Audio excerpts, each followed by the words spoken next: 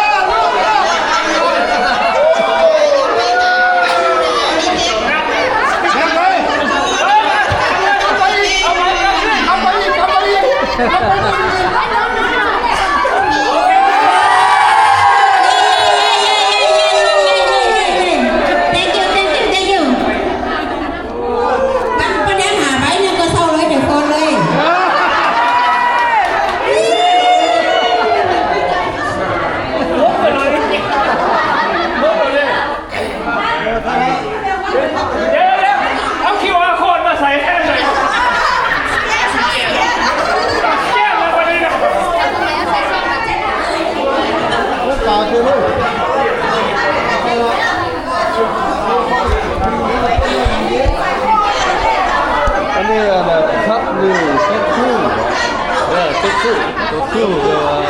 มันมีคู่ชักว่าบ้านมหาบางอยู่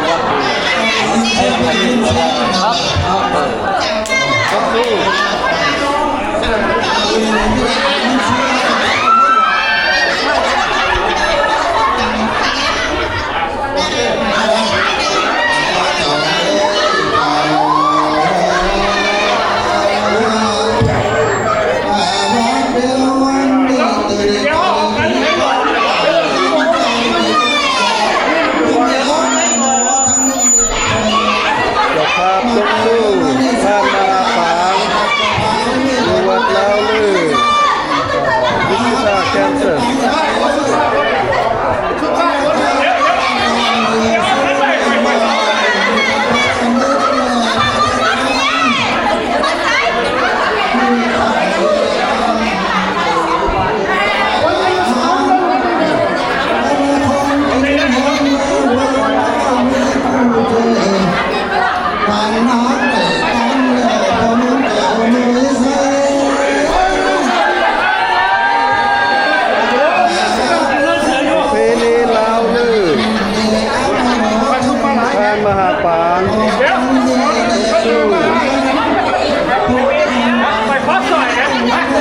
คู่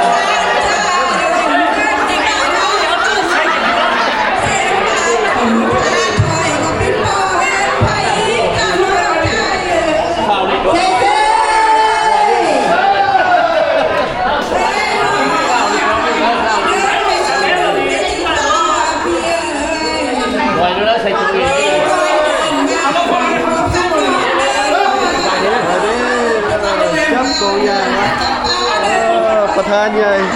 ประธานวัดเด้อเลย โมเดอร์พี่น้องเด้อเด้อมื้อนี้เด้อ วันนี้เพิ่นมีรายการนี่ยังก็ มีรายการท่านมหาปางมาสั่น ทางม เนาะ หาป้างเนาะ ท่านมหาปางพี่น้อง แล้วก็ มาจากมินนิโซตา มินนิโซตาเจ้าภาพเนาะเจ้าภาพมินนิโซตา เจ้าภาพใหญ่ของใจเลิกค่ะไปบ้านเราดิเราดิ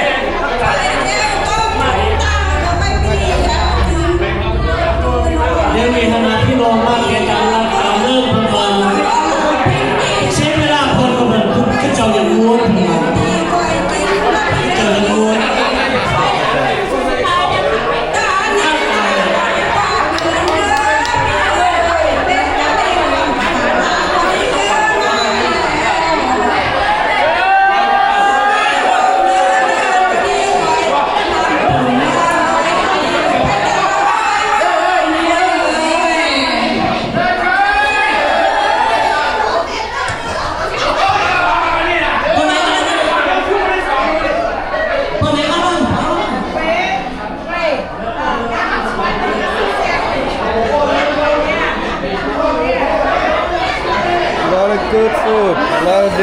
food here.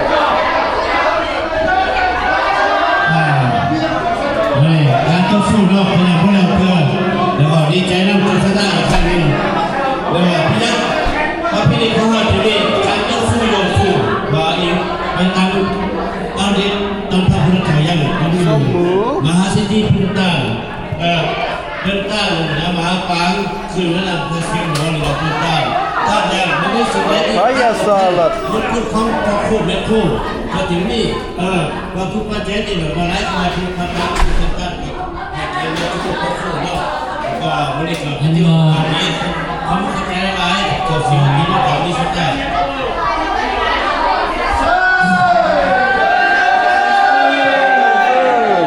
เราไม่เจ้ามาเจ้ามาติดของโตไม่ตื่นเรื่องเสียงยิ่งที่ไม่เก็บละภาษาใจมีปืนมีใจเพราะนักโตเป็นใจตายไปใหญ่มากที่เท่าตายอยู่ค่ะแต่เขาอยากเป็นตายมีเหตุความมีสันใจเขาบอกไปนี่จันทร์ว่านอนหนุนพาทุกข์ว่าเพราะเป็นสายตา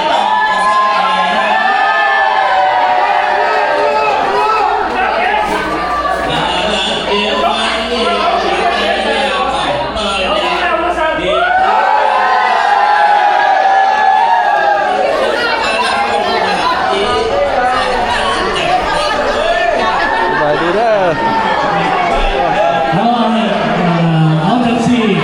เดี๋ยวนี้อันนี้ก็ลูกแม่อันนี้ก็ลูกแทนลูกฮักของสองคนเนาะแต่ว่าลูกแม่นี้ลูกแม่ลูกผสมนี่เป็นบ้าเพราะไม่คอยสงสารเจ้าเขาจะช่วยเจ้าหน่อยนึงเป็นไงช่วยหน่อยนึง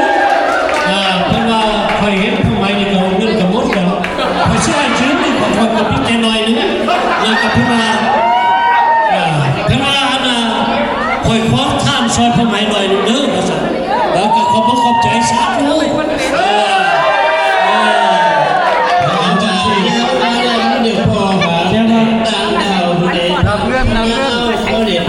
แต่ว่าผู้ดีนี่ถ้าเจ้านี่นะมันลูกถ้าเจ้าสองคนนี่นะคนลูกครับถ้าเจ้านี่โอเคเงินไม่ลอยสักก็ไม่ก้อนเลยและพิสกิจเดี๋ยวนี้ให้พ่อไม้เนี่ยก็ขึ้นกับโซลซื้อกับเอฟทีแล้วคนนั้นพออยากซอยลอยนึงให้เพิ่นเศร้าสาคนนั้นให้เพิ่นพอแล้วนะจ๊ะ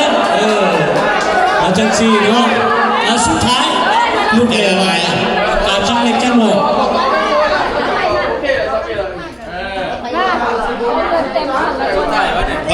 ขอสุดท้ายเพราะว่าข้าเจ้าอยากไม่อยากให้ศึกษาเสียเวลานะครับข้าเจ้าอยากรู้เลย มหาปางอยู่วัดลาวนี่ Wichita Kansas สุดท้าย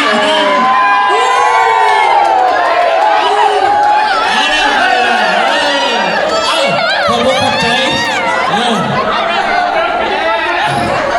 ก็พาเพิ่นมาจากเมนิโซตาเนาะ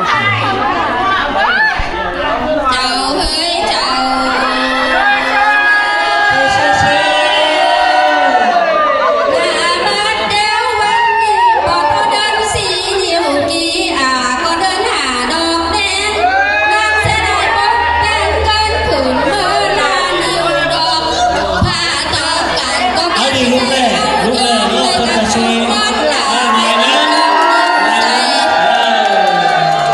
ลบ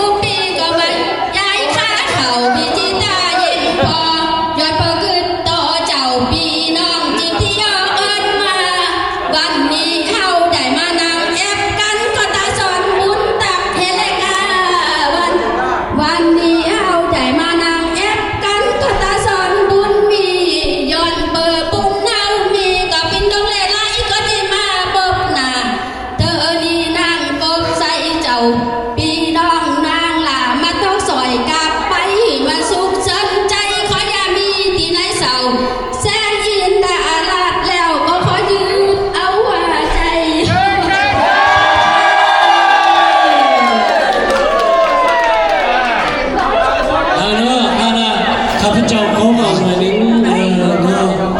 ก็ขอบคุณขอบใจแต่เศร้าก็บอกให้เราถึงแล้วเนาะแต่ว่าไม่คู่นี้นับวันเห็นอาหารกันกินกระแซบทุกสิ่งทุกอย่างเจ้าภาพแล้วก็พ่อแม่พี่น้องที่เดินทางมาจากมินนิโซตาทั้งลูกทั้งน้องลุงลูกหลานผู้ชุมทุกคนก็ขอขอบคุณขอบใจนำในโคเด้อนำในโคผู้ชุมทุกคนที่ได้ขอบใจเด้ออันนี้เขาไม่ได้ยินเนาะอันนี้เขาตายหนาทำแกทางสมาคมผู้ช่วยตาเขาขอขอบใจที่ว่าหมอลุงหลานทุกคนที่เดินทางมาจากมินนิโซตา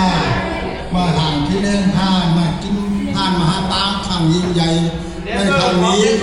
ก็ขอให้เป็นของทานเกี่ยวกับทานทิพย์กับหนึ่งกับตัวกับโหกับเก่าของลูกของหลานตายกันหน้าภาวะจารย์นี้ได้ก็ขอให้มุมทุกมุมยากอย่าถึงในการขาดการเกินเวลารับให้ได้เงินหมื่นนนตื่นให้ได้เงินแสนแม้มือได้แก่ก็มีโชว์ดีเงินทุกมาสิทธิให้ยังมีเป็นเก่าเป็นเจ้าเทวันทุกเขาของคำพูดคุณพอเด้อ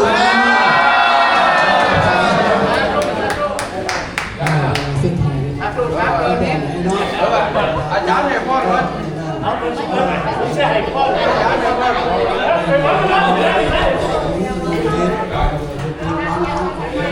ทุกคนที่อยู่ในมินนิโซตาแต่ไม่ต้องการอยู่ได้มาดูเลยเด้อเขาเรื่องของความรักใจลำจากตาที่แต่ว่าที่มันใจที่แต่ว่าที่ใช้เรื่องเราเนาะเขามีกับผมนี่นะถ้าขอแฟนมีแต่ความใส่พ่อเนอขอให้ทั้งสองฝ่ายสองฝ่ายเนาะว่าทำแม่โก้ว่าทำเจ้าสภาขอให้เป็นกุศลนักบุญนักทานทำกันสองฝ่ายขอให้ได้เป็นปีเป็นน้องขอให้ได้ผมกินรวมตานขอให้ได้เป็นสภาพคำนำเดียวกันขอให้ได้เป็นทองแผ่นเดียวกันในอนาคตกันนาเนาะในโจนิและจันทราตราโตเอาเสด็จเกี่ยวยอดมาตามมหาเมรุกามันเป็นสักที่เป็นแต่ดีตามภาษาบาลีวายะถาวะเลวะหะกุลาปาริเวติทักกลังเกวามีวะอิโตปิตนังอุปกติวิสิตังปฏิตังตุมหตังกิปามิวสามิสันโดสัพเพปุเรนโตสังฆปะจันโตปนะลาโสยะถามณิโชติลาโสยะถาสปิติโยวิวัสสันตุมาเตภาวะตันตรายโยสุขิติขายุโกภาวะอภิวาตนาสันจังพุทธปัญจยโนธรรมะปัญจยโนสังฆปัญจยโนจัตตโรอนุทันตพุทธเจ้าปุณณะตั้งไว้มีสิบดวงปัญญาธรรมโทนาอโลกยาโทโลกอาติปัจจยาโทนเจสาสดีโทนแปดลาภาโทนเก่าปิติธรรมโทนสิบทั้งหลายมันทั้งนี้ก็ขอได้ไปปกปักกุศลปกปักรักษาภายในครอบครัวก็ขอได้มันเมืองเจริญและปกปักรักษาทุกคนก็ขอได้เห็นสุขตามในยักษ์ตามที่ความมักและความปรารถนาอายุวันโนนั้นก็ขอได้มีอายุมันขวัญยืนเด้อสุขขังพลังนั้นก็ขอได้สุขตั้งกายสบายตั้งใจสุขในเมืองกุลจันทร์ฝ่าปิ้นปีแล้วมีเรื่องเกี่ยวยอดมาตามหาเมลาว่านั้นแต่ใจกัดแหลจึงได้กัดได้ก้านั้นก็ขอได้สมปรารถนาสิ่งใดก็ขอได้สมดังความมักความปรารถนาเด้อนอนรับขอได้เงินล้านเงินเงินนอนตื่นมาก็ขอได้เงินโกดเงินแสนแบนเงินออกไปก็ขอทางจะเอาเงินเอาฟันมาให้ก้องโกยมันพอขาในทางและมหาสัตย์เด้ออายุวันโนสุขังพลัง